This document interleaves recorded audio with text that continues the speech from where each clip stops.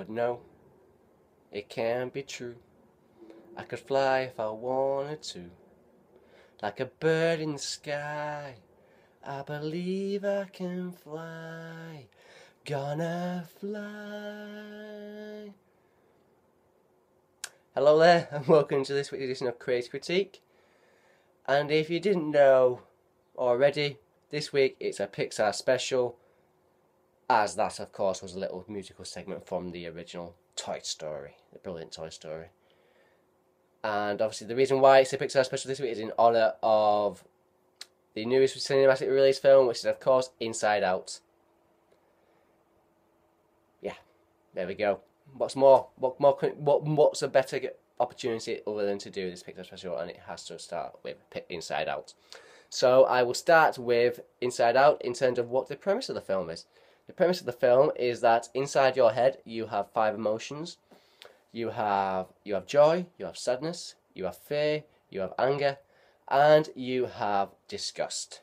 And those are the 5 emotions always tugging at you and making you act the way you do, if you will.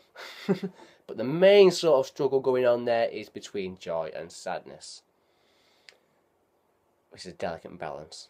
And that's how our story plays out. Effectively, the story is about a young girl who has recently moved home from moved away from her childhood home that she's known for her entire life, and she's experiencing a new town which she is fearful of and sad to be in, and it's all about trying to create joy. The joy character is always in trying to create the joy aspect for her.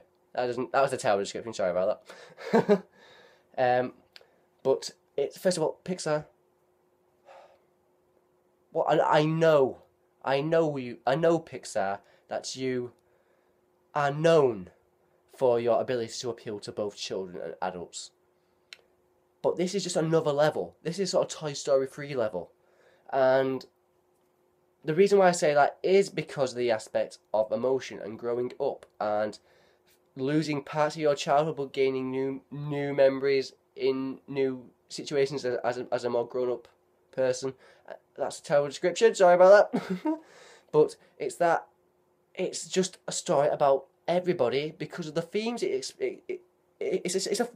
Sorry, I'm getting all my words, I'm getting tongue-tied here. It's a film that can appeal to everybody because of the themes that it plays out with during the film. Because it could be about anybody growing up and losing things that they once loved and dealing with that as a now adolescent. Yeah, it's just, there's so much to appeal. This is fantastic. It is fantastic, Inside Out. And purely, yes, on the themes, definitely. Let's talk about the voice cast. Because the voice cast is very, very good indeed. And in particular, I'll start with my 2 favourites from the film, which is, of course, first of all, Joy, who is played by who else but Amy Poehler. I mean, who else but Amy Poehler could play the character of Joy in an animated film? I've enjoyed her season after season after season on Parks and Recreation, and her personality as that character in Parks and Recreation is one of joy, and it's infectious. It's absolutely infectious. You cannot be unhappy around Amy Poehler. So perfectly chosen and fantastically performed by her. My other favourite voice actor for a character in this film is Lewis Black, who plays Anger. I mean, Lewis Black, the comedian, known for his comedic rants on things like The Daily Show, and from his own stand-up routines, of course, and other programmes like that. Oh my word, how fantastic is that? And I did a little bit of reading about the film afterwards in regards to, apparently there was a little bit of a conversation between some of the creators saying, oh, once we do this, then wouldn't it be fantastic if we were able to get Lewis Black to play Anger? And of course they got Lewis Black to play Anger. Fantastic, guys. Absolutely fantastic. The other voice actors who play the emotions, you have Phyllis Smith, who plays Sadness. Wonderful. And you have Mindy Kaling, who plays Disgust. And you have Bill Hader. Bill Hader? Yep, Bill Hader, who plays Fear. Great solid cast there. Great solid supporting cast. The main two, really, are Joy and Sadness, though. And it's that combination in the film that actually makes it so appealing and so fantastic, because it's that pull between a joy situation and a sad situation. And it is indeed a pull between those two characters in the film. What effectively happens is there is a little bit of tension between sadness and joy, because once one joy wants it to be happy, and sadness, because it's in her nature, is just sad, and in a way brings things down. But so they get in a bit of an argument, and there's a bit of friction there. Something happens in terms of they're then thrown out of this control center in the head, controlling her, and it's left to the other three emotions to control her. So with anger, disgust, and fear, that's not a great combination of controlling a young child, is it? In a new city, so things don't go very well there. And it's then about joy and sadness trying to get back to the control center and set things right. And it's then about them learning about, it's about joy learning about sadness, and how important an emotion sadness is in actually helping a child grow, get over things, and it's so important as an emotion and not just a downer. So yes, the themes are fantastic in this film.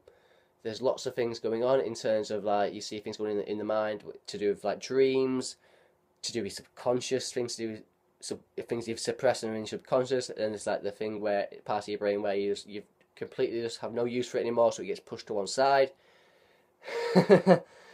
And there's also a character in the film called Bing Bong, who was this little girl's imaginary friend, but as obviously not as she's grown into adolescence, not a character who is any more used to her in a way. But his storyline in this film and his reaction with joy and sadness is wonderful, and his character is where it brings the most emotion. And yeah, I mean, what can I say? I mean, I was getting a bit of a shiver up my spine at certain moments with him, and I won't say exactly what it is, because it will spoil it, of course. But yeah, I won't say anymore. But that's brilliant. They are brilliant. There's a whole thing to do with there's a train they've got to catch called the Train of Thought to get back to the mind control center. So brilliant comedian. First of all, you got to say all those main characters, all the main voice actors are comedians, and that is truly comes through in their characters and in things that happen in the film as well. There's a great Imagination Land is one. This is a fantastic place to be. There's a brilliant things going on there with a cloud city. Brilliant. Yes. So it's, my word, is this funny as hell. The emotion is, oh my word, top notch. And like I say, there's complete sadness in there. There's moments for you to cry at. I did well up. I didn't cry. I did well up. I was holding it back a bit probably because I was with people, but yeah, it's just a truly fantastic film. It is a fantastic film, inside out, and it's fantastic to see Pixar back at this 5-star best, because and I say 5-star best, it's been 5 years, in my opinion, since they have been at that level. The last film was at that level for me was Toy Story 3. Since then, that sort of film also, the levels of emotion, which is one of the best comparisons to make probably. But since then, you'd had Cars 2, which was, yeah. You'd had Brave, which I thought was decent. It was fantastically animated. It just lacked something, and I just couldn't put my finger on it at all in any way. There was just something lacking. It was decent. It was good, but it just wasn't brilliant. And you had Monsters University, which was, it was nice to be in the company of those characters again, but it wasn't quite to the same level. It was good again. It was decent, but it wasn't sort of 5-star sort of rating sort of films, were we? But with Inside Out, it's them just back at their absolute fantastic best. Nothing more to say there, really, is there? So yeah. What can I talk about really? Other than I've gone through all the voice, I've been through the emotion. Yeah, fantastic. It's a brilliant film, and yeah, I'm gonna stop because I don't know where I'm going now. um, um, yeah, I will end it with one thing. I will end it with two things. Sorry, because of the themes and the ideas. One thing I didn't mention, one of being inside somebody's head. Obviously, you go through this little girl's head is the main plot of the film.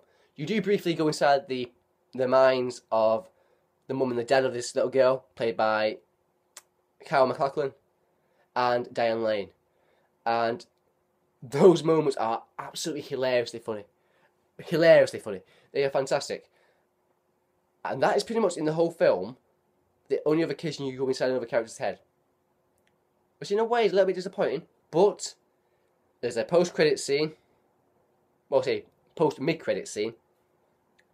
I should say post-film moment where they have like a reel, as Pixar are known for, really, of going inside other characters from the film and inside their heads, and it is brilliant. You go inside a teacher's, like you go inside a teacher's head. You go inside a cool girl's head. You go inside a goth's head.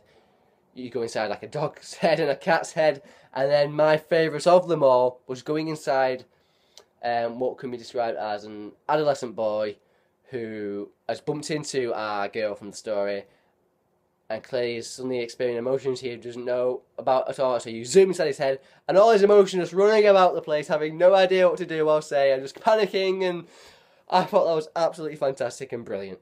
Oh, it was wonderful. It was truly hilarious. I was pissing myself laughing. I was absolutely. If I could have fallen off my chair, I would have fallen off my chair. I would have fell off my chair. It was that brilliant and that hilarious. I was just constantly giggling at myself, and that it was brilliant. It was truly brilliant. So in some ways, if they were to do sort of a sequel to this sort of film, there is definitely opportunities to find comedy in this for another film. It's found the right storyline, I suppose, but there's definitely angles to go with again that will be successful. And my final thing I'll talk about is, Inside Out, my cinematic release film of the week. 5 stars by absolute miles. It's brilliant. It's unquestionably perfect for both children and adults to another level of it. And to use one of the characters' names is and say, "Oh, what a joy it was to watch that film." So yeah, there we go. Inside Out. I spent 13 minutes on that film, I just realised. It is just good stuff. Brilliant stuff indeed. So let's go on to my classic Pixar film this week. And of course, if you're going to go with it, if you're doing a Pixar special, you've got to go back to the first Toy Story. And let's just go straight into it, because this was such a huge moment in film history. Unquestionably. Absolutely unquestionably. And to do a film at that moment in time that was completely CGI was a massive risk for Disney. They were worried about it. And I'm pretty certain film critics at the time, prior to it, probably would have been very, very apprehensive also. And yes, CGI had been used in films for effects in the late 80s, early 90s, in films like The Abyss and Terminator 2 and Jurassic Park successfully, to make you believe what you were seeing. But to stretch that to a whole film, like I say, Disney were very worried. They clearly had no need to be worried, because it is, once again, an emotional film about childhood and growing up, and it just connected to an audience who is everybody. Every child has had toys. They've done that sort of thing, playing with their toys. What is not to love? And brilliant idea is what happens when you go out the room. The toys come to life. It's just a brilliant idea, isn't it? Tom Hanks, Woody, fantastic. Oh, Tim Allen as Buzz Lightyear. He pretty much steals every scene because of his character. I'm not really going to bother explaining the plot, because it's Toy Story. Who has not watched Toy Story? If you've not, what are you doing watching this? Yeah. So, what can I say? Other brilliant voice work from the likes of John Ratzenberger, Wallace Shawn, Jim Varney, Don Rickles, as Rex and Hammond, Mr. Potato Head and Slinky.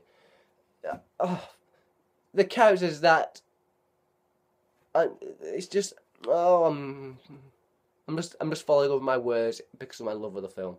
Apologies. It's just it was one of the first films I saw at the cinema as well, so it's always gonna have that sort of effect on you. But when the film is that good as well, I think I was 7 at the time. I went to see this film at the cinema. It did something to me, and it's without a doubt. When people ask me about my favourite Disney films or Pixar films, and people do say Finding Nemo and Incredibles and Wall-E and Up, I do have to go back to Toy Story, and in particular the series of Toy Story films, because without Toy Story there wouldn't be any of those other films. That's plain and simple as it is, isn't it? And it owes a great amount of debt, all these other films, to Toy Story. Financially successful, absolutely critically successful, and yeah, the soundtrack by Randy Newman, unforgettable songs. Just one of my sung at the beginning, I questionably sung at the beginning of this video, and it's just music and you take with you, and you don't forget those characters, you don't forget those comedic moments. It's incredibly funny. But incredibly touching. It's everything you want in a family film. It is almost it is the perfect family film. It just is. And if you're one of those people who just don't like Toy Story, I just don't know what I can do for you, or what cinema can do for you. Because if you can't enjoy a film like Toy Story on any sort of level, if you just class this sort of film as a children's film, you are just not getting the film in any way. And yeah, there's nothing I can do for you. It's been said. So yeah, John Lasseter, I thank you, sir. Pete Docter, I thank you. Joe Ranft, I thank you. Joss Whedon with your hand on the script, I thank you. And the whole world thanks you at Pixar, because you have brought such an absolute joy to many people's worlds in so many different ways. And I will just reel off all the Pixar films that are just fantastic. I love A Bug's Life. I think A Bug's Life is fantastic. Toy Story 2, Finding Nemo, The Incredibles, Ratatouille. Come on. Up, Wall-E. I mean, these are all 5-star films that I've mentioned. Pretty much all these are 5-star films, and it's almost, you see, 90% of their catalogue is just top notch, and that is the sort of record an animated studio would beg for. Other animated studios have made exceptional 1 films or 1 or 2 films, but these are one after the other, and it's just endlessly good. So once again, yes, Pixar, I and the whole of the film watching world, thank you so much for the joy you've brought to all our worlds. Toy Story, fantastic film. Inside Out, fantastic film. Pixar, special, there we go. What's more to say? And I think I'm going to have to do this again sometime, because I've enjoyed this immensely. I do love it when I find 2 films in particular I absolutely love to death. And I just think I will be going to see Inside Out again. And of course, I will, of course, be watching Toy Story again. So there we go. I thank you very much for watching this Pixar special of Creative Critique. Thank you if you've watched 90 minutes of it. I hope you subscribe. And I do hope to speak to you and see you again. Thank you very much for watching, and goodbye.